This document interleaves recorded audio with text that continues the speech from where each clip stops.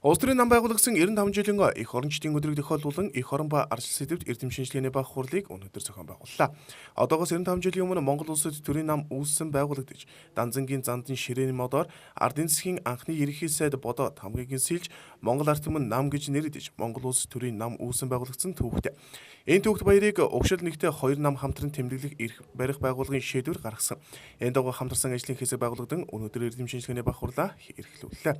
Эх орондоо хүмүүнлэг арчилсан нийгмийг цуглуулах зорилготой манай улс үндсэн хуулиараа даяар олноор зарлан тунгалсан энэхүү зорилгыг хэрэгжүүлэхийн тулд үндсэн хуулийн эдийн засгийн эрэм дарааг тогтоох шаардлага тулгарч байгааг илтгэгч нар онцолж байна.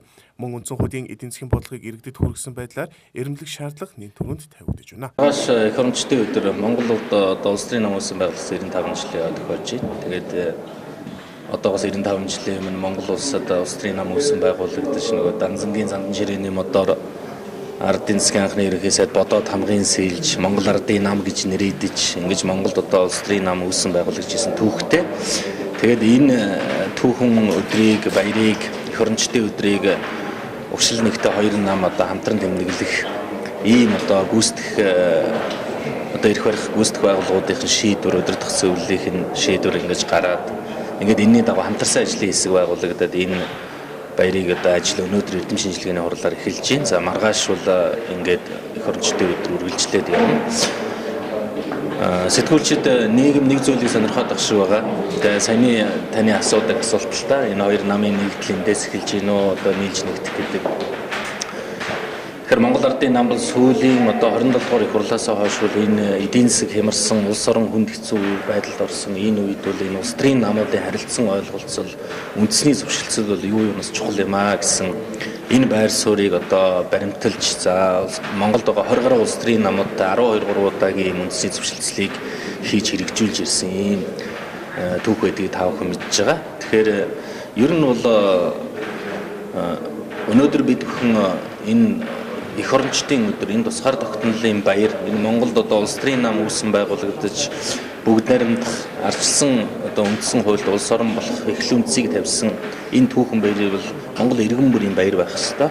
Тэр утгаараа бол өнөөдөр энэ хоёр нам хамтраад тэмдэглэж байна. За хоёр намын хувьд бол эвсэж дэв хүчээр нэгтгэл сонгуульд орох асуудал бол одоо бас олонний өмнө сонирхолтой байгаа. Энэ талаар бол энэ улс төрийн одоо нам үүссэн байгуулсан баярын өдөр эх орончдын баярын дараа бол энэ асуудлыг хоёр нам дээр талаасаа бас ярилцах болов гэж байна. Монгол ардын нам хоёр нэгдэх тухай асуудал бол одоогоор сонгуулийн өмнө бол боломж авахгүй. Өөрөөр хэлбэл сонгуулийн хуулиар бол нэгдэх үйл явцыг бол үндсэндээ хаасан.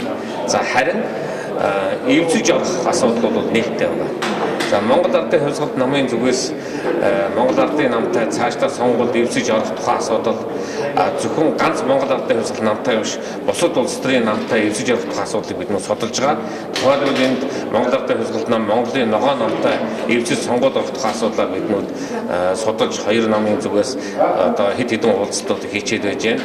За Монгол ардын намтай эвзэж сонгуульд орох тухай асуудлаар одоогоор бид нөө уулзалт хийгээгүй байгаа.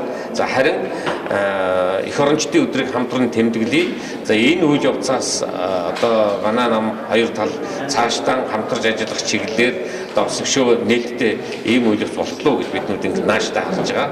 За намын удирдлагууд бол тодорхой одоо эвсэл болж байгаа асуудлаар бол одоогоор бол бид нүд ярьсан асуудал бол байна. Үндсэн хууль газар түүний баялаг буянт мал сураг төр төмний хамгаалтанд байхыг хоёр томол утгатай заасан байдаг. Үүнийгээ сахиж биелүүлнэ гэсэн үг юм. Үндсэн хуульд иргэний нийгэм хөгжүүлэх эрх зүйн бодлогыг бүрдүүлж өгсөн. Түүнчлэн үндэсний эв нэгдэл бэхжиж эх оронч үндэсний үзэл хүмүүнжил төлөвшөг. Үндэсний занзан шид соёл аж төрөх үед цэцэглэн хөгжих эрх зүйн орчныг бүрдүүлсэн юм. Иймээс Монгол ардын нам, Монгол ардын хувьсгал нам нэгдсэн эрдэм шинжилгээний хурлыг өнөөдөр зохион байгууллаа.